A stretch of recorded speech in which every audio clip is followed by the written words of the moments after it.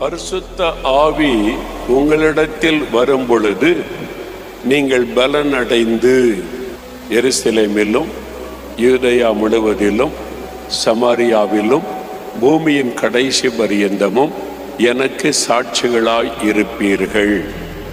இயேசு கிறிஸ்து உயிர்த்தெழுந்த பிறகு 40 நாட்கள் தன் சீஷர்களுக்கு தன்னை வெளிப்படுத்தினார். தான் உயிரோடு இருப்பதை வெளிப்படுத்தி தேவனுடைய ராஜ்யத்தை குறித்த பல காரியத்தை விளக்கி பேசினார். 40 நாள் முடிந்த பிறகு பரலோகத்திற்கு அவர் எடுத்து கொள்ளப்பட்டார். அவர் பரலோகத்துக்குள்ளே எடுத்து கொள்ளப்படுவதற்கு முன்பாக அவர் கடைசியாக சொன்ன ஒரு வசனம் இதுதான். அவர் பூமியிலே மனிதனாய் வந்து மரித்து உயிர்த்தெழுந்து பரலோகத்திற்கு ஏறி செல்வதற்கு முன்பாய் கடைசியாக சொன்ன வார்த்தை. இந்த வார்த்தை சொல்லி முடித்த உடனே ஒரு மேகம் அவரை எடுத்து கொண்டது என்பதாய் வசனத்திலே பார்க்கிறோம். அப்போ இயேசு சொன்ன கடைசி வார்த்தை ரொம்ப முக்கியமானது. யாராவது உங்கள் பிரியமானவங்க மரித்து விட்டால், நீங்கள் பக்கத்தில் இல்லாவிட்டால் அவங்கள விசாரிக்க வரும்போது கேட்பீங்க, கடைசியாக என்ன சொன்னாங்க, கடைசியாக ஏதாவது பேசுனாங்களா, கடைசியாக அவங்க என்ன சொன்னாங்க மரணத்திற்கு முன்னால். இந்த கடைசி வார்த்தையை கேட்க நம்ம விரும்புவோம். ஆனால் இயேசு கிறிஸ்து மரித்து போகவில்லை. அவர் மரித்து உயிர்த்தெழுந்து பரலோகத்திற்கு போவதற்கு முன்பாக கடைசியாக சொன்ன ஒரு வார்த்தை, பரிசுத்த ஆவியானவர் அவர் உங்களிடத்திலே வரும் பொழுது நீங்கள் பலன் அடைவீங்க, எனக்கு சாட்சிகளாக இருப்பீங்க என்பதை குறித்து ஆண்டவர் பேசுகிறார். பரிசுத்த ஆவியானவர் என்கிற திருத்துவத்தின் 3வது நபரை குறித்து இயேசு பேசுகிறார். அவர் வரும் பொழுது நீங்கள் பலன் அடைவீங்க, எனக்கு சாட்சியாக இருப்பீங்க. ஆங்கில வேதாகமத்தில் அழகாய் சொல்லப்படுகிறது, when the Holy Spirit will come upon you, you shall receive power. நீங்கள் வல்லமை பெற்றுக்கொள்ளுவீங்க. பரிசுத்த ஆவியானவர் வரும் பொழுது ஒரு வல்லமையை பெற்றுக்கொள்ளுவீங்க, எனக்கு நீங்கள் சாட்சிகளாக இருப்பீங்க என்று ஆண்டவர் சொல்லுகிறார். எப்படி வல்லமை தருகிறார், என்னென்ன வல்லமை நமக்கு தேவை? பரிசுத்த ஆவியானவர் வரும் பொழுது என்ன பலன் தருகிறார்? பிசாசை மேற்கொள்ளக்கூடிய வல்லமை. இந்த உலகத்தில் பிசாசுன்னு ஒருத்தர் இருக்கிறான், அந்த அசுத்த ஆவிகள்னு இருக்குது, மந்திரம் பில்லி சூனியங்கள்னு இருக்கிறது. மந்திரம் பண்ணுறவங்க பில்லி சூனியம் செய்கிறவங்க இருக்கத்தான் செய்கிறாங்க. அப்போ இதெல்லாம் இருக்குது, ஆவிகள் கிரியை செய்கிறது. ஆனால் பரிசுத்த ஆவியினால் நிரப்பப்பட்டு விட்டால் எந்த பிசாசையும் மந்திரவாதத்தை நீங்கள் ஜெயிப்பீங்க. அது உங்களை நெருங்க முடியாது, அது உங்களை தொட முடியாது. அல்லேலூயா. அதை அறிந்து கொள்ளுங்க. இந்த ஊழியத்தின் ஆரம்ப காலத்தில் மந்திரவாதிகளாக இருந்து ரட்சிக்கப்பட்ட சிலரை நான் சந்தித்திருக்கிறேன். அதில் மந்திரவாதியாக இருந்து ரட்சிக்கப்பட்டு ஆண்டோடைய ஊழியக்காரராய் மாறின ஒருத்தருடைய அனுபவத்தை நான் அறிந்தபோது ஆச்சரியப்பட்டேன். ஒரு பயங்கர மந்திரவாதி நிறைய ஆவிகளை பலி செலுத்தி நிறைய ஆவிகளை அடக்கி அந்த அடிமைப்படுத்தி வைத்திருந்தார். அந்த ஆவியை ஏவி விட்டு தான் ஒரு ஆளை தாக்குவது, குடும்பத்தை தாக்குவது. காசு பணம் வாங்கி கொண்டு அதை செய்வார். அதன்படி ஒரு மனிதன் வந்தான், நீ மந்திரவாதம் பண்ணணும், எவ்வளோ காசு வேணும், என்ன செய்யணும், கையை முடக்கணுமானா அதுக்கு இவ்வளோ ரூபா வேணும், காலை முடக்கி நடக்க முடியாமல் ஆக்கணுமானா இவ்வளோ காசு கொடுத்தா அதுக்கு நான் மந்திரவாதம் பண்ணுவேன், கை கால் ரெண்டையுமே முடக்கணுமானா அதுக்கு இவ்வளோ காசு வேணும், அதனால் அதன்படி நான் மந்திரவாதம் செய்வேன்னு சொன்னார். அவன் சொன்னான், இல்லை ஆளையே க்ளோஸ் பண்ணிடணும். ஆளையே க்ளோஸ் பண்ணணுமா? ஆமாம், அதுக்கு எவ்வளோ பணம் கேட்டாலும் தர்றேன், அதுக்கு இவ்வளோ ஆகுன்னு சொல்லிட்டு, சரி அது யாரு, எதுக்கு கொல்லணும்? அது என் சகோதரன் தான், என் அண்ணனை கொல்லணும். அல்லனையா? என்னையா அது சொந்த சகோதரனை கொல்லன்னு சொல்ற? ஆமாம், அவருக்கு குழந்தை கிடையாது, நிறைய சொத்து இருக்குது, அவர் இறந்துட்டா அந்த சொத்தெல்லாம் எனக்கு வந்துடும், நான் அவருடைய தம்பி தானே, அப்போ எனக்கு தான் அந்த வாரிசு. அதனால அவர் இல்லைன்னா சொத்தெல்லாம் நான் எடுத்துக்கலாம், உனக்கு எவ்வளோ பணம் வேணாலும் தர்றேன்னு. பாருங்களேன் எப்படியெல்லாம் இருக்காங்க பாருங்க ஆட்கள். அப்போ அவர் சொன்னாரா, சரி எனக்கு யாருன்னா நீ காசு கொடுத்து தான் நான் செய்ய போகிறேன், சரின்னு சொல்லி காசு வாங்கிட்டார். இவர் மந்திரவாதம் பண்ணினார். அதுக்குன்னே யாகம் வளர்த்து பூஜைகள் செய்து மந்திரங்கள் சொல்லி அந்த ஆவி அனுப்புவாராம்.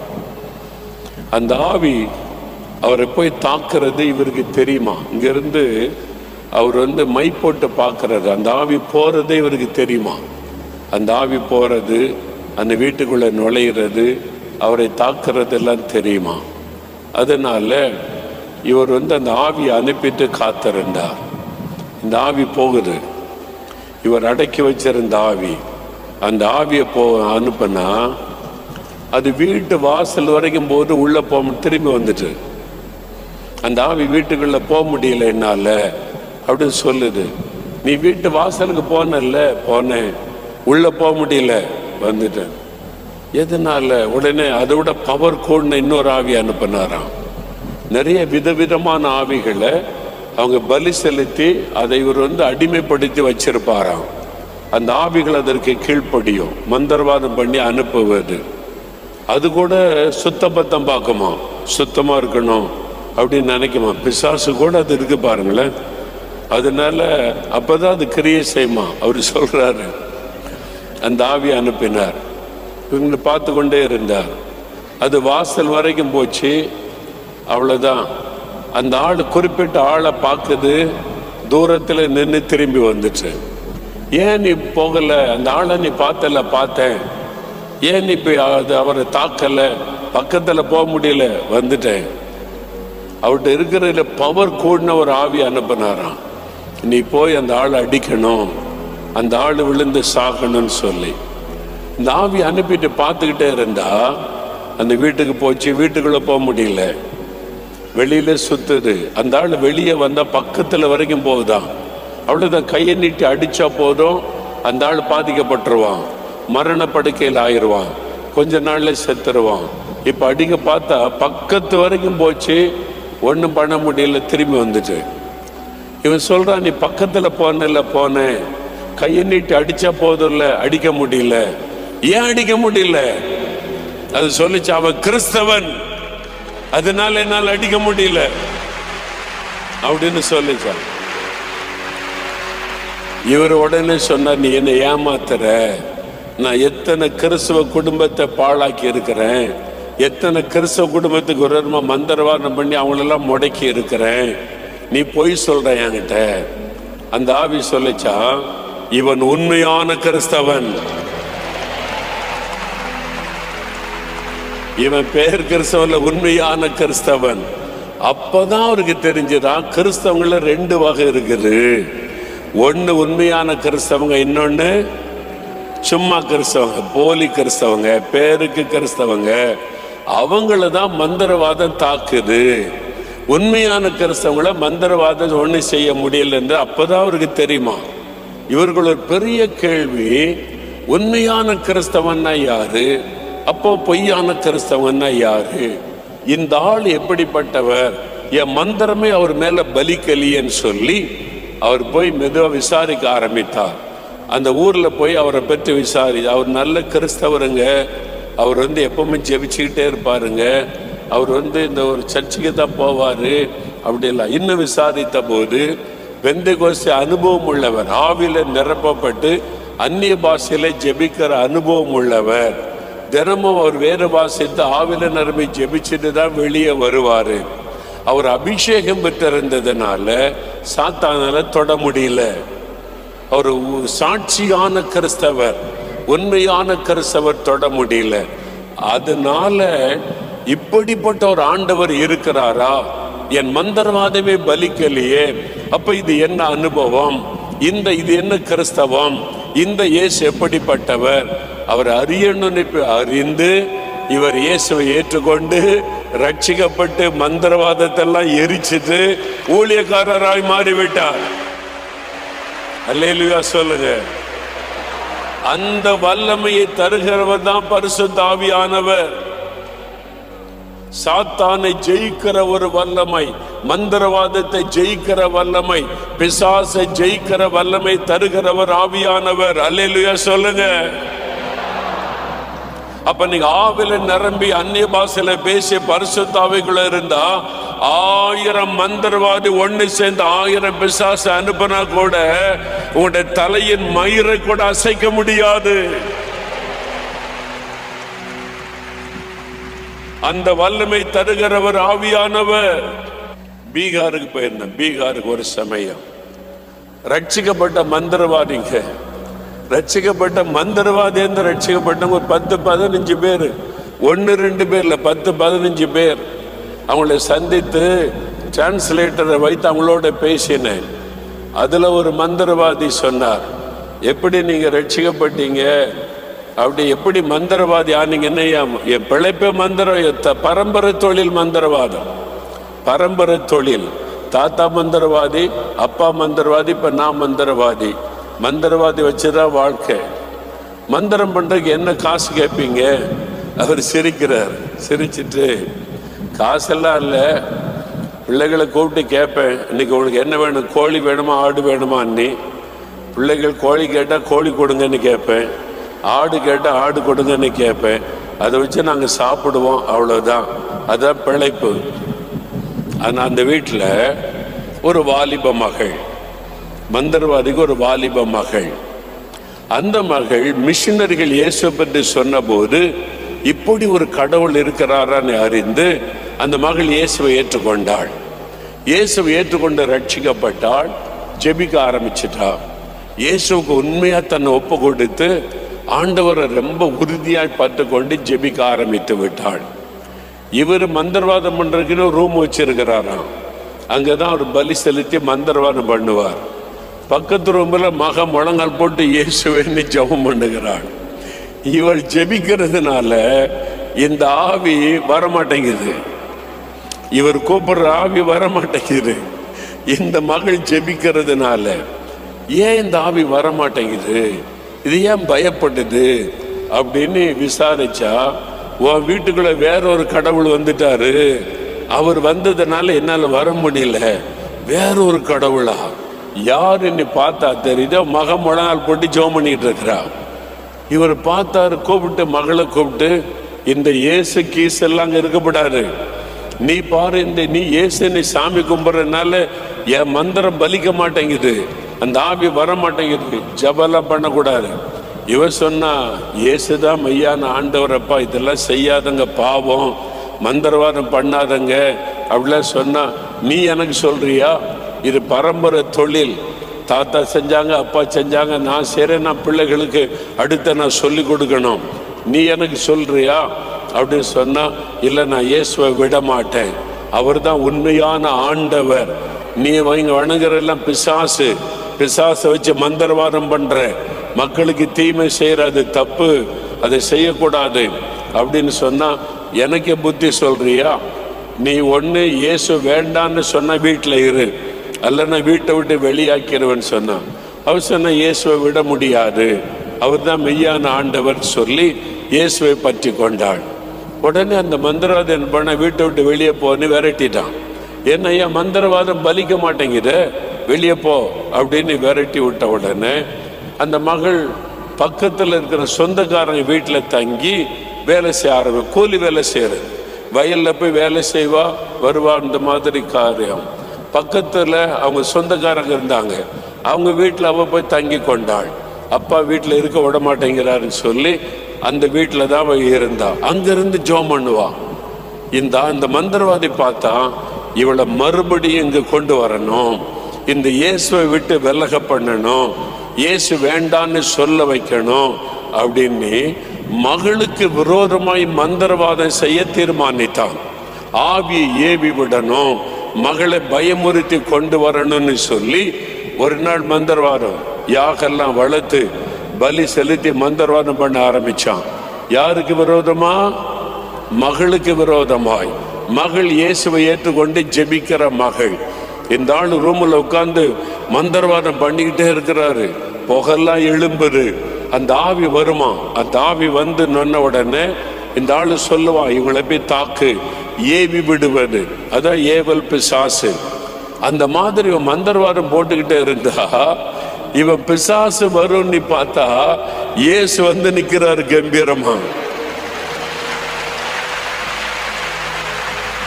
அல்லேலூயா. இயேசு வந்து நின்னா இவனுக்கு புரியல, இதுக்கு முன்னால வேற மாதிரில வரும், இது யாரு, புதுசா ஒருத்தர் வந்திருக்கிறாருன்னு சொல்லி இவன் கேட்கிறான், நீங்க யாரு, உங்களை நான் கூப்பிடவே இல்லையே, வந்திருக்கீங்களேன்னா நான் இயேசு. என் பிள்ளைக்கு விரோதமா மந்திரவாதம் பண்றியா நீ, என் மகளுக்கு விரோதமா மந்திரவாதம் பண்றியா நீ, உன் மகள் ஆராதிக்கிற இயேசு நானு, உன் மகளுக்கு விரோதமாய் நீ மந்திரவாதம் செய்ததுனால நானே வந்திருக்கிறேன். என் மகளுக்கு விரோதமாய் நீ மந்திரவாதம் பண்ணினால் நான் இல்லாமல் பண்ணி விடுவேன். அவ்வளவுதான், நடுங்க ஆரம்பிச்சுதான். ஓ, நீங்க தான் அந்த இயேசுவா, என் மகள் சொன்ன இயேசுவா, ஐயோ நீங்க வந்துட்டா பிசாசு எல்லாம் ஓடி போயிட்டு. இயேசு வந்தோடனே பிசாசு இருக்குமா, அங்க ஓடி போய் விட்டாரு. அப்போ சரண்டர் ஆயிட்டான், இயேசுக்கு ஒப்பு கொடுத்தான். இயேசுவை என்னையும் ஒப்பு கொடுக்கிறேன். மந்திரவாதம் ரட்சிக்கப்பட்டு இப்ப ஊழியக்காரன் ஆயிட்டாரு. பீகார்ல அவரை பார்த்தேன் நான், ஊழியக்காரன் ஆயிட்டாரு. அல்லேலூயா சொல்லுங்க. நீங்க சரியா பரிசுத்த ஆவிக்குள்ள நிரம்பி ஆண்டவரோட கரெக்டான ஐக்கியத்துல இருந்தீங்கன்னா உங்களுக்கு விரோதமாய் மந்திரவாதம் செய்கிறவன் நடுங்கி போவான். சாத்தானை மேற்கொள்ளக்கூடிய வல்லமையை தருகிறவர் ஆவியானவர். அல்லேலூயா சொல்லுங்க. நீங்க சொல்லணும் வீட்டுக்குள்ள, பிசாசே நாங்கெல்லாம் இயேசுக்கு சொந்தம், எங்க வீட்டுக்குள்ள உனக்கு இடம் கிடையாது, கெட் அவுட், இயேசுவை நாமத்தினால ஓடி, அப்படி சொல்லணும். ஆமேன்னு சொல்லுங்க. பயந்துகிட்டு, ஐயோ பில்லி சூனியம் பண்ணிட்டாங்க, மந்திரவாதம் பண்ணிட்டாங்க, எங்க வீட்டுக்குள்ள பிசாசு நடமாடுது, அப்படி சொல்லக்கூடாது. இயேசுவே, இந்த பிசாசை நான் இயேசுவின் நாமத்தினால கடிந்து கொள்றேன், எங்க வீட்டுக்குள்ள சாத்தானே உனக்கு இடம் இல்லை, நாங்க இயேசுவுக்கு சொந்தம், எங்க குடும்பம் எல்லாம் இயேசுவுக்கு சொந்தம்.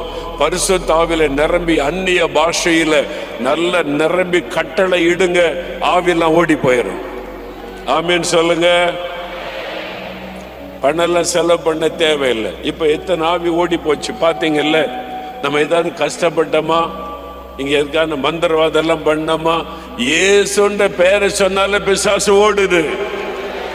அப்ப அந்த வல்லமை தருகிறவர் ஆவியானவர். அப்ப ஆவியானவர் வரும் பொழுது வல்லமையை பெற்றுக் கொள்ளுவீங்க. பிரியமானவர்களே, இயேசு கிறிஸ்துவின் நாமத்தில் உங்களுக்கு என் அன்பின் வாழ்த்துக்கள். என் பிள்ளைகளே, நான் பரிசுத்த ஆவியை உங்களிடத்தில் அனுப்பி பரிசுத்த ஆவியினால் உங்களை நிரப்புவேன். நீங்கள் வல்லமை உள்ளவர்களாய் மாறி எனக்கு சாட்சிகளாய் இருப்பீங்க. அப்போ பரிசுத்த ஆவியானவர் அருளப்படும் போது சாத்தானை மேற்கொள்ளக்கூடிய வல்லமை. இந்த உலகத்தில் நமக்கு ஒரு எதிராளி இருக்கிறான், ஒரே ஒரு எதிராளி தான். மனிதர்கள் நம்முடைய எதிராளிகள் அல்ல. மனிதர்கள் வேஷத்தில் வருகிற அந்த பொருளாதார சாத்தான் பிசாசு, அவன்தான் நமக்கு விரோதமான ஒரே எதிரி. அப்ப அவன் இந்த பூமியில கடைசி காலத்தில் பூமியில அவன் இறங்கினான் தீமை செய்யும்படி. அதனால எந்த காலத்தில் இல்லாத அளவு பிரச்சனை, போராட்ட, கஷ்டம் கர்த்தருடைய பிள்ளைகளுக்கு வருகிறது. ஆனா நீங்க தான் ஜெயிப்பீங்க. ஆண்டவர் உங்களுக்கு அற்புதம் செய்வார். அதனால பயப்படாதுங்க. இந்த சமயத்தில் ஆண்டவருடைய வல்லமை விசுவாசிங்க. பரிசுத்த ஆவியானவர் வரும்பொழுது நான் வல்லமையை பெற்றுக்கொள்ளுவேன். எந்த பிசாசின் கிரியைகளை நான் மேற்கொள்ளுவேன், ஜெயிப்பேன். அந்த வல்லமை தருகிற ஒரு ஆவியானவர். இப்ப நம்ம ஜெபிக்க போகிறோம். அப்படி ஆண்டவரை நோக்கி பாருங்க. அந்த பரிசுத்த ஆவியானவர், அந்த அக்கினி எனக்குள் இறங்கணும். ஆவியானுடைய வல்லமை எனக்குள் இறங்கி வரணும். ஆண்டவரே, பாவத்தை மேற்கொள்ளக்கூடிய வல்லமை எனக்கு வேணும். இந்த பிசாசின் கிரியைகளை மேற்கொள்ளுகிற வல்லமை எனக்கு வேணும். இந்த பிரச்சனைகளை மேற்கொண்டு ஜெயிக்கிற ஒரு வல்லமை எனக்கு வேண்டும். இந்த யார் யாரு ஜெபிக்கிறாங்களோ இந்த மகன் மேல, இந்த மகள் மேல நம்முடைய ஆவியை ஊற்றி விடுவீராக. இயேசுவே, உம்மீது இருந்த அந்த பரிசுத்த ஆவியானுடைய வல்லமை இந்த மகன் மேல இறங்கட்டும், இந்த மகள் மேல இறங்கட்டும். உன்னதத்தில் வரக்கூடிய வல்லமையை தரித்து கொள்ளுங்கள் என்று சொன்னீரேன். இன்றைக்கு அந்த வல்லமை இந்த பிள்ளைகள் மேல இறங்கட்டும். ஒவ்வொரு நாளும் இந்த பிள்ளைகள் வெற்றியுள்ள கிறிஸ்தவ வாழ்க்கை வாழுவதற்காக ஆவியானவர் இந்த வல்லமையை தாரும் என்று நான் செபிக்கிறேன். பாவ சோதனைகளை மேற்கொள்ளக்கூடிய வல்லமை தாரும். இன்றைக்கூட அந்த பாவங்கள் ஒளியட்டும், பாவ கிரியைகள் எல்லாம் ஒளியட்டும். ஒரு ஆசீர்வாதமான மாற்றம், ஜெயமுள்ள வாழ்க்கை வரட்டும். இயேசுவின் நாமத்தினாலே பயப்படுகிற சூழ்நிலைகள் மாறட்டும், பிரச்சனைகள் மாறட்டும். ஆண்டவர் ஒரு அற்புதமான மாற்றத்தை இந்த பிள்ளைகளுடைய வாழ்க்கையிலே கட்டளையிடுவீராக. தேவைகள் சந்திக்கப்பட ஆண்டவரே சுகம் உண்டாக, அற்புதங்கள் நடக்கட்டும் என்று நான் ஜெபிக்கிறேன். நசரேயனாகிய இயேசுவின் நாமத்தில் ஆவியானுடைய வல்லமை நிரப்பட்டும். ஒவ்வொருவரையும் இந்த மகனை மகளை நிரப்பும். இதோ எங்களுக்கு விரோதமாய் போராடுகிற பொல்லாத ஆவிகள் இயேசுவின் நாமத்தில் அதை ஜெயிப்பதற்கான கிருபைகளை தாரும், வல்லமை தாரும். நசரேயனாகிய இயேசுவின் நாமத்தில் அதை அதட்டி அப்புறப்படுத்துகிறோம். என் வாழ்க்கையிலே குறுக்கிடாதே, என் வாழ்க்கையிலே நீ நுழையாதே, என் வீட்டுக்குள்ளே வராத பொல்லாத சாத்தானை உன்னை கடிந்து அப்புறப்படுத்துகிறோம். இன்றைக்கோடு என்னுடைய குடும்பத்துக்குள்ள, வேலையில, பிசினஸ்ல, உறவுகள் மத்தியில் கிரியேச்சுகிற பொல்லாத ஆவியின் கிரியைகள், எனக்கு விரோதமாய் எழும்புகிற ஆவிகள் முடக்கப்பட்டு போகட்டும். ஆண்டவரே, இப்பொழுதே நீ ஜெயம் தருகிறீர். அதற்கான வல்லமைகள் நான் ஒவ்வொருவரை நிரப்பி ஆட்கொள்ளும். இந்த மாதத்தில் ஒவ்வொரு காரியத்திலும் ஜெயிக்கணும். இந்த மாதத்தோட வாழ்நாள் முழுவதும் ஜெயிக்கிறவங்களா இருக்கணும். அதற்காக இந்த பரிசுத்தாவின் அக்னியின் வல்லமையினால் நிரப்பி விடும். இன்றைக்கு ஒரு அற்புத மாற்றம் வரட்டும், ஜெயம் வரட்டும், அற்புத மாற்றம் வரட்டும், விடுதலை வரட்டும், வியாதிகள் மறையட்டும், அற்புத சுகம் விடுதலை உண்டாகட்ட, தடைகள் எல்லாம் நீங்கட்டும். இதோ ஆண்டவர் அற்புதம் செய்து விட்டீர். இந்த மாதத்தின் ஒவ்வொரு நாளும் கூட இருந்து வெற்றிகளை கொடுத்து கனப்படுத்த போகிற அன்பிற்காக ஸ்தோத்திரம், ஸ்தோத்திரம், ஸ்தோத்திரம். இயேசு கிறிஸ்துவின் நாமத்தில் இவர்களை ஆசீர்வதித்து ஜெபிக்கிறேன் பிதாவே. ஆமேன், ஆமேன்.